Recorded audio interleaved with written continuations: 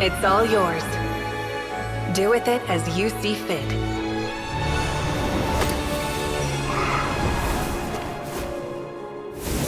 Just as you say, this world is home to some archaic things.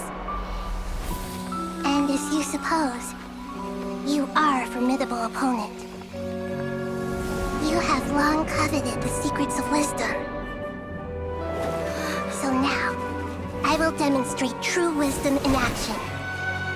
I invoke my supreme authority as the keeper of Irminsul. Commend me or condemn me. And give your verdict now!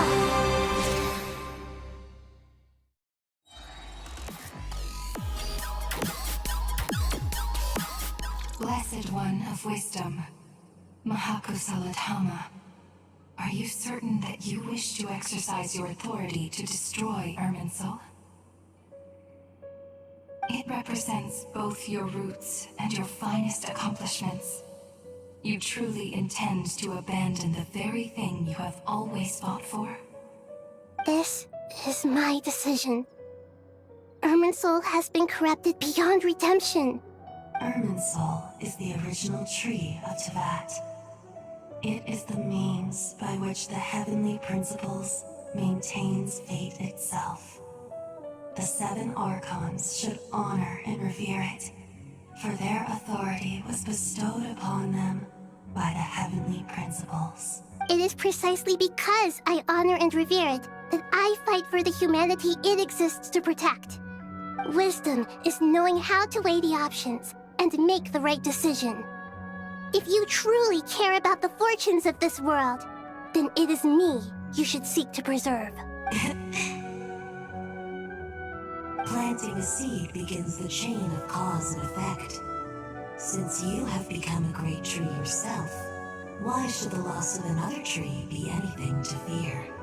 Till we meet again, Lord of Dendro.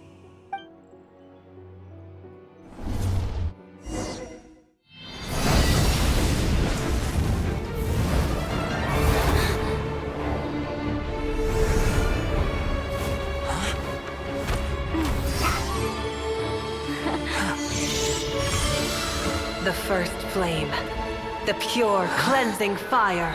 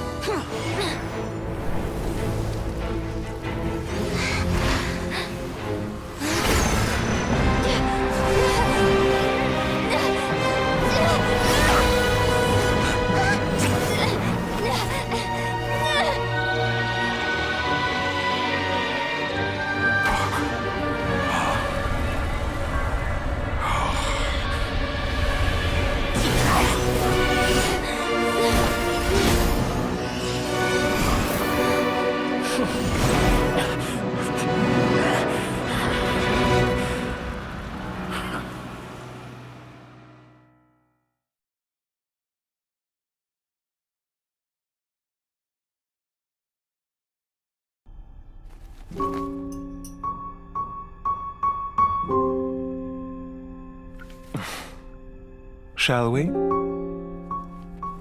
Where were we? I was suggesting that you needn't perform when signing a contract. You're only sitting here because your bank demanded an evaluation of the trustee. So you told a story about a young scholar from a merchant family in Sumeru? I told a compelling tale, didn't I? The post-expulsion story is far more captivating. The human experiments or the elixir of immortality?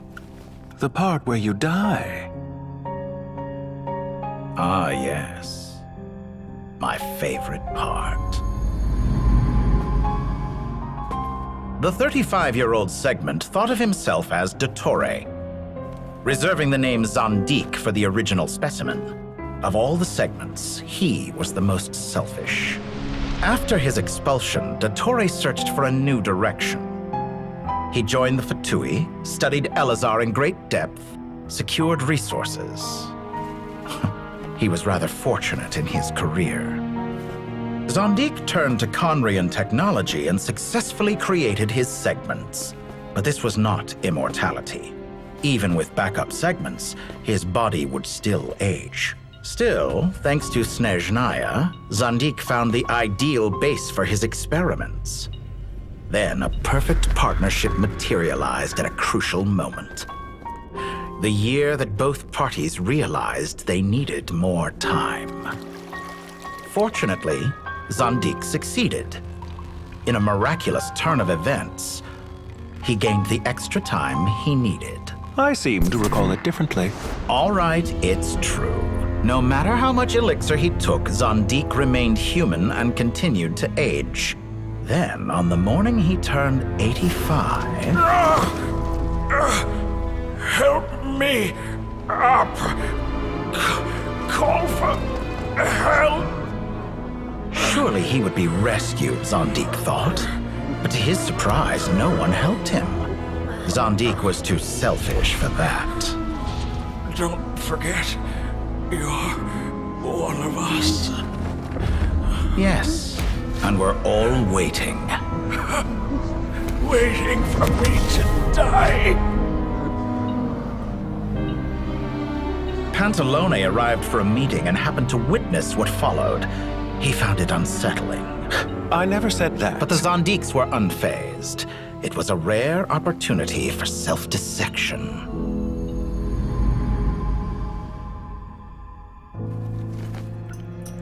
What does all that have to do with you depositing your data at Northland Bank? It has made me cherish my time in this world all the more. Fair enough. So you do have a sense of self-preservation.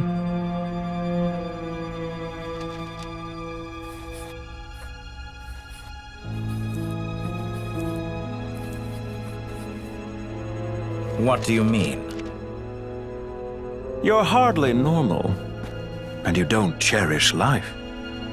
You just don't want to admit defeat in the limited time you have. Even so, don't I deserve an interesting ending?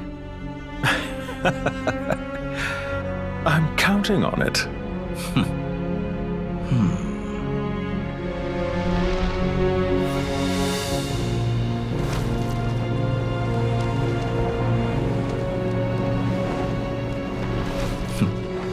If nothing else, I expect my funeral will be a grand affair indeed.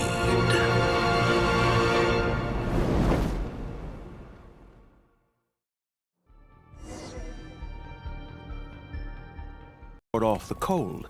Fire, it seems, is antithetical to ideas such as cold, frozen, and unchanging. Perhaps it has always been that way. From the beginning, fire has been used to drive away wild beasts and warm the body and mind.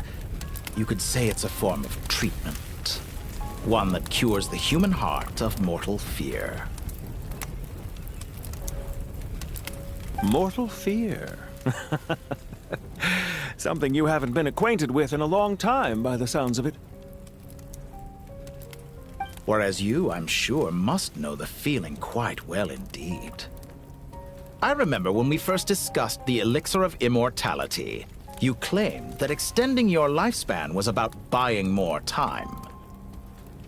But was that really the truth? You fear the prospect of dying a wretched end in this world, don't you? Of course I do. I'm only human, after all. And while you may have forgotten it, you cannot deny that you too were once human, Dottore. I do not believe that there is no such fear in your heart. Perhaps you are right. But I abandoned it long ago and devoted myself to my experiments. I have felt no fear since. From the very beginning, I never thought you could win this game. But still you came, contract in hand, to honor our agreement. Because I am a reputable partner. And as we have discussed, experiments are about more than results alone. The process is equally important. I have come here and completed my creation, and I do not regret my decision. I'm afraid your journey ends here. After I die, there will be no one to make the elixir of immortality, and your remaining stock will only last a few more years. How then will you prove that you didn't perish in this incident alongside everyone else? When I feel optimistic about market environments, I never forcibly adjust them. They have their own direction, and I myself am one such environment. I have been quite particular about many things in my life, but where the manner of my death is concerned, I choose not to be. You make yourself sound so magnanimous. Oh, but I am, and I hope you will be too. It may have been a long time since anyone told you this, Dottore, but I recognize that you are a truly rare talent. Ha! I can see it. The experiment in blasphemy that I've been performing all this time. It has been a long process, and I do not care about the results as much as people might imagine. If the very goal of your experiment was to explore infinite possibilities, then there was never any reason for it to end. Indeed. Yet now, the experiment has officially drawn to a close. What should I call you? Zondik? Or do you prefer Dottore? Suit yourself. Goodbye, Feofan. This time, that's what it truly is. And don't I know it? Goodbye, Zondik.